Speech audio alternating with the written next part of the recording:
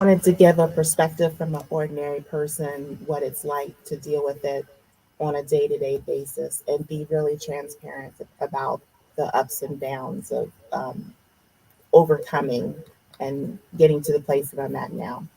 Yeah. And so that's such a powerful point that you're able to get to that place where you're able to talk about it. Um, we were just having a brief discussion as we were even preparing for today's show that many people are not able to talk about it. Mhm. What provides you that courage? What gave you that confidence to be able to even put pen to paper to even write this expose? I guess I just felt like it was needed. I wanted to give people hope and encourage them and also educate because there is a stigma with anything that deals with mental illness. And I wanted people to know that they're not alone and just to let them know and give them some tools, hopefully, to equip themselves on how they can overcome and live a normal life. I mean, I've been able to live a very beautiful life, get married, have kids. I'm a grandmother, Oh wow, um, and I've been able to travel and do all the things, have a successful career. And I just wanted people to know it doesn't have to limit or stop you from living your life. absolutely, and thank you for sharing that because when people are diagnosed with a mental health disorder, for many of them, they do feel like it's a death sentence. They feel like it is something that will now stay with them for the rest of their life. And for some people, that disorder or condition may be with them for the rest of their lives, but it doesn't have to be who they are. Right, I've been studying a lot about identity, and your condition, your diagnosis does not make you who you are. right. I don't know if you want to say anything about that. Well, at first, when I was diagnosed, I guess you do experience a little bit of a loss of identity of who you are because it's like now they put this, it's kind of like a label on you. Hmm. Um, but, and I also kind of went through, they talk about the 5 stages of grief, like denial and being angry and things like that. But, once I came to terms with it, that, this is something you can be managed, you take medication for it just like any other thing, diabetes, or if you have cancer or any type of physical illness, you take medication and no one thinks anything of it. But when it comes to your mental health, it's kind of, a frowned upon if you've got to take medication and do kind of things to manage it. Yeah. And let me tell you, it is such a hot button topic. As we know, mental health is something that many of our governmental leaders, our civic leaders, even our religious leaders are really taking a close look at. And in your book, in the introduction, you mentioned some of the celebrities who have been diagnosed with bipolar disorder. Hmm. And I was just reading back through it. I just opened up the book, and again, the book is "Gird Up Your Mind." And I am going to ask, how did she come up with that title? But let me just stick with where I am right now. Okay. All right. So I want to make sure people see that. And thank you for all those who are on StreamYard letting us know that you're able to hear us clearly. But you were talking about the various celebrities Hmm. that have been diagnosed: Patty Duke, Jennifer Lewis, Carrie Fisher, Mariah Carey, Kanye West, Demi Lovato. I didn't even know these persons had been diagnosed with bipolar disorder, so that's amazing. And then those who had completed a suicide, such as Kate Spade, celebrity chef Anthony Bourdain, um, and then Naomi Judd, which was just that was just so sad when she completed that suicide the day before she was going to be inducted into the Hall of Fame. And then I'm just looking up right now. We just lost unbelievable talent in the gospel music industry world, and really the music world. Mandisa. Oh, I did not know that. Yeah, yeah, and they're still looking into it. For first of all, we want to send our condolences to those who have been affected. I'm just learning now that I may know some people who were directly affected by her death, and they're still wondering the cause of the death, and they have not ruled out that it may have been self-inflicted. Hmm. Um, I really want you to speak to the people out there who are living with this stigma. And again, talk to them about how to be able to have that courage to overcome. Because as we see, it doesn't matter your status in life, uh, Mhm. you will end up in a place where you may think that all is lost. Yeah, like NAMI had a campaign out where they said it's okay if you're not okay. Right. And I think people need to know, I mean, that if you need to get help, that that is okay, and not to feel like they're less than because they need some professional services. So I think that's important. It's important that the family members sometimes they see signs or things that are going on, and not to be afraid to kind of speak up and let them know what they're seeing. I my pastor said something to me. Like sometimes when you're driving, for instance, Hmm. and you you don't see a car that's in your blind spot. Mm. Okay, so your family helps you to see things that might be in your blind spot that you can't see.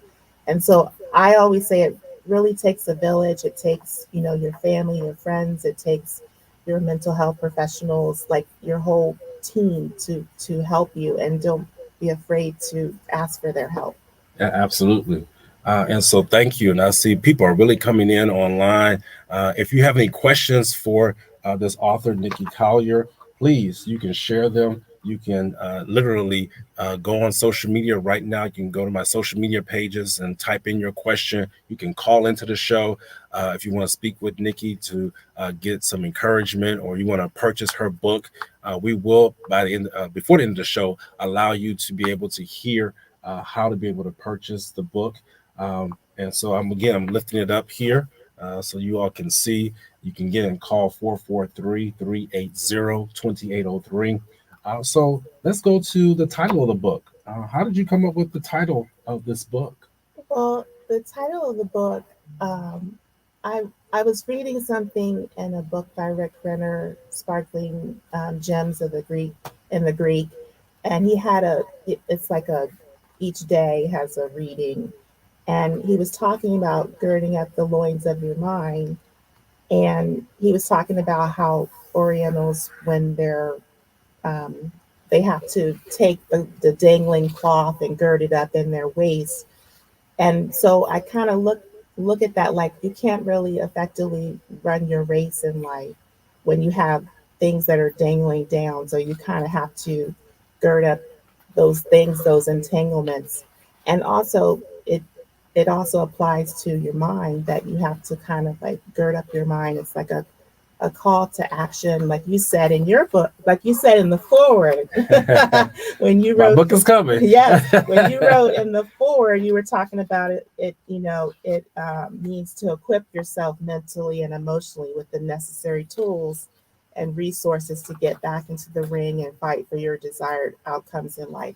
I mean, it's almost just like, Wow. also Pastor Kevin, my pastor was preaching about that he's been talking about the full armor of God, and Yes. you got to put it on. And Yes. the first thing you put on is the belt of truth. And again, the Roman soldiers had to take that cloth and tuck it in their waist. But now, it applies mentally, that we have to, like, we have to gird up our minds, the loins of our minds. We have to just protect our minds from the mental assaults that we encounter every day. And so we've had to put on the full armor of God. We have to do all of that. Absolutely. And so when you talk about girding up your mind, you really are looking to see how do you protect your mental well-being. Let me tell you, people, that is such a valuable gift right now. There are so many people who come to me, Shepherd, how can I protect my mental well being? I'm getting questions asked on that on a daily basis, even more so about physical, because truthfully, if your mental well being is in order, it will hopefully line up with your physical body. And most times it does. And so many times you can have a physically fit person, as we have seen with some of these celebrities, On the outside, they look like they have it all. I believe you even mentioned uh, uh, Twitch. I think that's Yeah, his name. he was Yeah, on Ellen DeGeneres show. Yeah. right. And just people look like they have it all or all together, but in their mind, that's where you see so many deficiencies. Hmm. And let me say something else when you were talking about truth. You have to be truthful with yourself when you're struggling. Hmm. And that right now is such a um, faux pas, if you would, because people say, I want my truth and I want to be truthful. But when it comes to how people are feeling and how people are struggling, it really takes a lot of courage for people to be truthful about how they are really doing. And go Yeah, ahead. and there's another commercial. I work in advertising, so I pay attention to the commercials. But Samsa has a commercial where they're talking about, like, bipolar disorder. You're not gonna diagnose that by a thermometer, or depression by eye exam. I mean, it takes people such as yourself to help diagnose different things that people are dealing with, and to determine whether they need medication, or what course of action they need to take. And let me tell you, I appreciate your courage on coming on this show because you are a faith believer, you are a Christian, and many would say, Nikki, you're a faith believer, you're a Christian. How do you come on here and say that you have a mental condition? Yeah, because I think that's where what we're trying to educate and bridge the gap. And I know Bishop Robinson does a lot with this, with the church and the pastors, and then with the mental health professionals, Yes. is that, it's a chemical imbalance, Hmm. and it's something that needs to be regulated by medication. And it's no different than regulating diabetes. And it's not that you don't have faith, it's not that you don't believe, it's not that you don't, it's not, you're not lacking in that respect. It's just a matter that you need medication to manage what you're dealing with. And God works through medication. He does. That's why I have a job. Thank God. Thank God. Absolutely. And you want to make sure that you are with the right person who knows what he or she is prescribing. So you want to make sure that that person is well vetted and has gone through the trying process. But I tell you, thank you for sharing that because you're helping somebody today. I believe that as they're listening to the show, there's someone out there who has been wrestling. Do I take the medication that the doctor has been prescribing?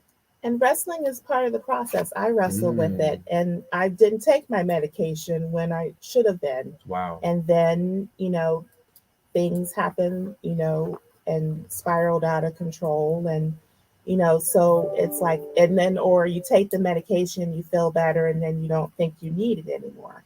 So, I mean, it's something that you just have to take as a maintenance, just like you would for any, like if you have high blood pressure and you have to take that medication. If you get off it, your blood pressure may get high and other things can happen. And this is no different. Yeah. And I'm getting some wonderful questions. And thank you, Charlotte Poole. She said, to thine own self be true. And thank you for that quote. But I have a couple questions here. Some comments from some folks all the way in Kansas and back in Chicago, my hometown.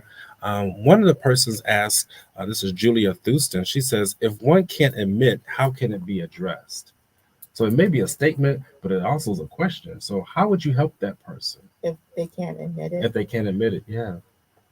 Um, I mean, I think it's a process that the person goes through. They, like, again, they start with denial, and then maybe being angry, and they go through almost like the stages, It like I is the mentioned stages of before, grief. of grieving. Hmm.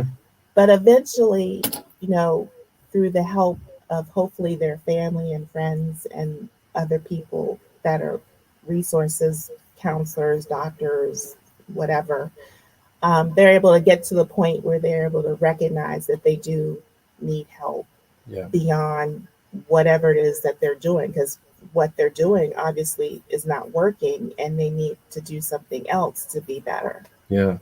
Some sensitivity is definitely needed there. Yeah. And just as you're helping someone who may be grieving the loss of a loved one, I remind people that grief has more doors than just with the bereaved of a loved one, or the death of a loved one. We can grieve a job. We can grieve the loss of your ability to work due to injury and things like that. There's so many different things that people grieve. Even with this election process, people are grieving because there's transition that's in the air. Hmm. It's amazing how grief really grapples and unifies us also too. Hmm. So we have to remember that. Let me just, I know we're winding down to our last 3 to 4 minutes of the show, Okay. but there's one point that I've been emphasizing over the last few weeks as we've been talking about living in the new place. And that point is that you can grow where you are planted.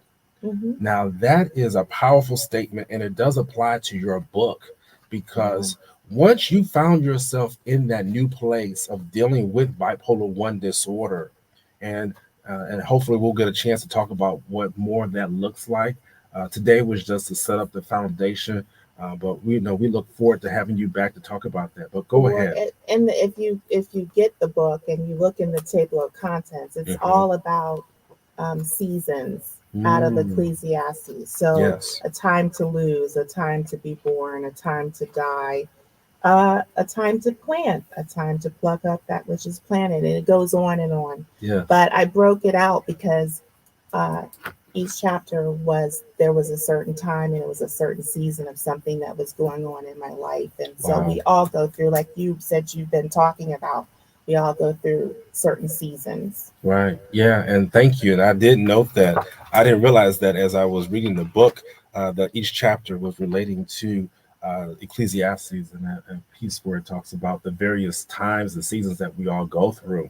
But let me tell you, when you go through your season, that doesn't mean it's time for you to up and run and uproot. I want to remind people that you can grow where you are planted. And that is such a powerful statement, it really relates to what you're talking about. Because once again, you found yourself in that season or house, if you would, of dealing with the mental health disorder, you were able to grow. You were Hmm. able to get yourself together, look through the soil, if you would, Hmm. and pull up those pieces and say, you know what? I'm still going to have a successful life. I'm still going to be meaningful. I'm still going to sprout up and let my leaves and let my branches and all those things blossom and bloom. I can hear Psalm 1. I can almost hear Bishop right now as he would join in. He's like, Shepherd, let me take it over. It's Psalm 1, a tree planted by the rivers of water that will bring forth its season, bring forth its fruit in its season. And so we're thankful for you for allowing you to be so transparent. And again, I believe we will continue this conversation, but your transparency is to be uplifted, is to be brought forth, because now in this season, you're able to write this book. Isn't this amazing? Yes, So, why don't you thank let you, the people Lord. know in our final minute where can they get this book? They can go to my website, girdupyourmind.com. They can go to Amazon. I think it's on Barnes and Noble online, Target online. So those are some of the places that they can go to. Okay, but one more time, let the people know where we can get this book. You say girdupyourmind.com, Right? They could go to Amazon. Amazon, I okay, think they can also go to Barnes and barnesandnoble.com, Noble, okay, target.com. okay, great, great. Is it on Audible? You know, It's it's not yet. That's coming. Okay. All right. All right. I love listening to books on Audible, you all, as I'm driving back and forth to DC on the train. Let me tell you, I've been able to read some wonderful books and definitely want to make sure that this is in your library. Make sure that you go and support Nikki Collier. Gird up your mind. It will be a blessing to you. It could be a help to someone. Someone's asking, how do I let someone know in my family if they're struggling with mental illness?